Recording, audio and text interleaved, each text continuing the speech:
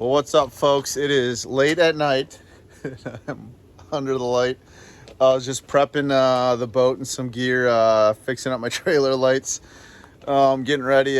Cody and I are going to be heading out to the Rock Creek tournament this coming weekend. Hoping to do a little bit better than I did at the last tournament. Me and Jared, we happened to bomb the tournament. I mean, we lost by like, I don't even know, 90 pounds, probably more. Congrats to the guys that crushed it. There was a lot of teams that like wild upper 90s, and the top team broke 100 pounds. I don't know them all, but congrats to you guys because you guys killed it. And I did not. Me and Jared, we did not put it together. That happens once in a while. Okay, so the footage you're about to see here is footage kind of from some pre-practice. This was about a week and a half before the Crooked Creek tournament. I had the opportunity to get out for a little over a day. Jared was busy at the moment, couldn't make it out. But my strategy was, in theory, like a week and a half before the before the Crooked Creek tournament. There was a lot of people fishing a certain arm in a certain region, and I was trying to stay ahead of the masses of people, kind of on the leading edge of the fish that might be pushing back to the main lake.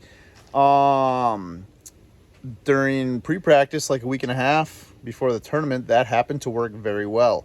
In the tournament itself, I don't know, those fish seemed to kind of disappear. We bopped around all over the place. Maybe we weren't patient enough. Maybe we just didn't land on them right. Things happen. One of my weaknesses, I'd say in general with walleye fishing, is probably spring. I just have it can be a fleeting bite, and I don't have much experience for walleye on Peck in May. Not a ton in general in the spring, and it showed in that tournament.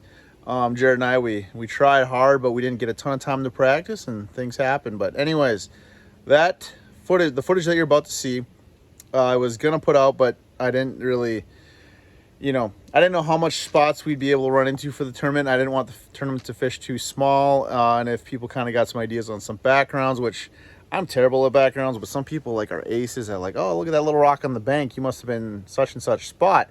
And I didn't really want more people fishing spots that I might be hitting that I might not have a bunch of, if that made any sense. But anyways, we completely bombed the tournament, so take the information you're about to see, with a grain of salt. But this was very relevant and legit for cracking big fish, especially in earlier May. This was like the first week of May approximately. And then come tournament time, like I said, that bite kind of disintegrated for us. We just didn't figure out what to do after the fact. It happens. Did not put it together. But still, I think some relevant and useful information for spring fishing in general. We're going to really be transitioning towards, the bites changing. It's going to be kind of starting to transition towards some early summer style bites. That being said, water levels are coming up like 2-3 inches every single day. There's been a lot of rain, a lot of fronts. I think a lot of the main arm fish are really going to be like pushing down the lake pretty hard as that river water, the main river water, gets dirty. It'll really kind of help flush them out. I think it'll really get that kind of more main lake bite fired up from the main arm quicker. In terms of the dry arm, I don't know. I kind of think some of that rising water might keep some of the fish in the bays. That we'll be finding out pretty soon here. I think there's going to be a lot of shallow bites this year for every species. In general, I would say Peck is just going to be firing really, really well with the rising water that we haven't seen for the last few years, but we are getting right now. Even at that Crooked Creek tournament, Jared and I were cracking the living daylights out of pike, smallmouth. We were catching fish like crazy. Just seemed like we were having a hard time sticking the walleye, getting on pods of them. So that'll happen, but the gist is I think Peck is going to be fishing phenomenally well. Here's a few tips for early spring walleye fishing, which is a little outdated, but want to get it out here. Right after the tournament, I was honestly like, dude, just like depressed feeling. I mean, oh man, I was so spun out, like just, I don't know, couldn't figure out what we were doing wrong. And I mean, ultimately it's probably, good to get humbled pretty good once in a while. And that definitely happened. Whether it's guiding, tournaments, etc., people have terrible days, and we had a couple of them in a row and hoping to figure a few things out for Rock Creek. So instead of me just rambling this whole time, I'll play the footage that I could have put out, a few weeks ago. and hope you get a few tips out of it, realizing this is a little bit older information, but some of it's still some good, useful, interesting information. A lot of these baits are very relevant for using right now. There's going to be a lot of shallow fish biting.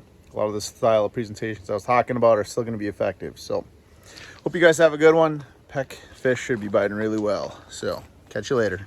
Well, hey folks, my name's Josh Johnson, just here to give you a little update on Fort Peck Lake. The ice just went out approximately May 1st, but we've had good rising water since then, and the good news with the late ice out is I really feel like it helps consolidate the fish and makes a lot of them very predictable, and they tend to move in waves, and they can be a lot easier to find. Some of your go-to spots are going to be down the main arm, Fourchette, Narrows, Timber Creek region, also down the dry arm, as well as big major bays, especially those that are a little bit rockier, where spawning may have gone on. As you're trying to get a start, a lot of times, like let's just say you're boating down the main lake. Let's just say the main lake is low 40s, which is what it was recently in terms of temp. And all of a sudden you start getting into a back bay, down the dry arm, down the main arm, and you start seeing 50 plus degrees. Maybe a little color change of the water. That's a good starting zone to start looking for the fish. In terms of specific locations, I really like to look for sharp shoreline breaks coming right off the bank. So from the bank you'll have about a 45-degree drop, right out a lot of times into a main channel swing. Additionally, near shore flats can be really good this time of year. It seems like those near shore flats, especially in close proximity to deep water, can be very good. In the summer, I tend to focus more on the ends of points, humps, things like that. But it seems like in this post-spawn period, near the bank structure, very sharp drops and small flats adjacent to the bank are my go-tos. In terms of presentations, something approximately like a 1/4 ounce jig. My personal favorite is a Nishini Lure Works smelt head.